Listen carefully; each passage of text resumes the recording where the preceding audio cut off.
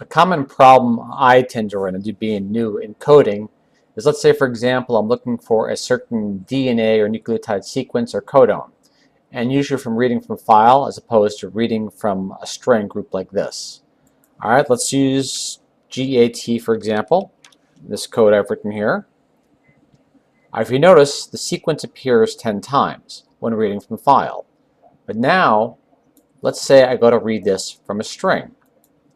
Alright, some spaghetti code there. You notice it only appears 9 times. Primary reason because it's not reading this G, A, and T.